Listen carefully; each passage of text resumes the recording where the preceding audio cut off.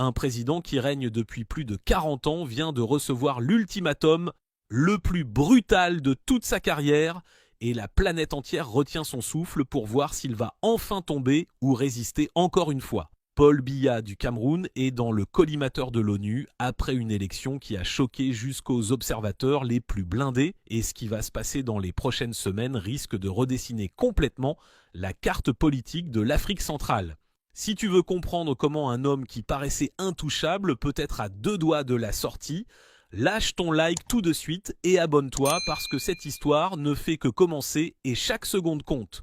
On y va direct, sans filtre, avec ce que personne n'ose te dire. Le palais d'Etoudi à Yaoundé trône comme une forteresse qu'on croyait imprenable sur un continent en pleine mutation. Derrière ces murs, un seul homme règne depuis plus de 4 décennies, défiant tous les vents du changement qui ont balayé l'Afrique. Paul Biya, le sphinx camerounais, fait face aujourd'hui à une tempête jamais vue.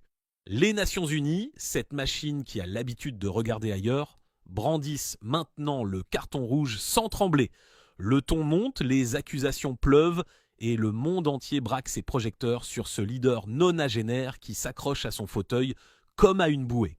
Cette confrontation met à nu les fissures d'un système politique complètement fossilisé. Les capitales occidentales chuchotent, les chancelleries africaines paniquent et le peuple camerounais retient son souffle. La pression internationale n'est plus une simple note diplomatique, elle s'alourdit jour après jour. Les experts parlent d'un point de non-retour, d'une ligne rouge explosée lors du dernier scrutin. Les irrégularités ne sont plus des rumeurs de couloir, elles claquent au grand jour avec une violence dingue. La communauté internationale découvre ébahie l'ampleur d'un processus électoral qui ressemble à une gigantesque mascarade. Les rapports s'empilent sur les bureaux des ambassadeurs, chaque page plus accablante que la précédente. Des témoignages venus de tous les coins du pays décrivent une fraude orchestrée au millimètre. Les urnes transparentes promises se transforment en boîtes noires où la volonté du peuple disparaît comme par magie. Listes électorales gonflées, bulletins précochés, bureaux de vote fantômes, le tableau est complet. L'opposition, bâillonnée et morcelée, assiste impuissante à cette parodie.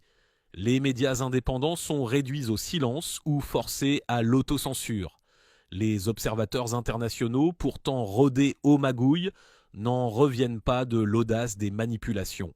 Le vernis démocratique s'effrite et laisse apparaître un régime qui n'a de républicain que le nom. Cette élection ne marque pas un tournant par sa nouveauté, mais par l'impudence totale avec laquelle elle piétine les règles internationales. Le secrétaire général de l'ONU convoque une réunion d'urgence du Conseil de sécurité. Les mots sont durs, inhabituels, signe d'une colère longtemps contenue.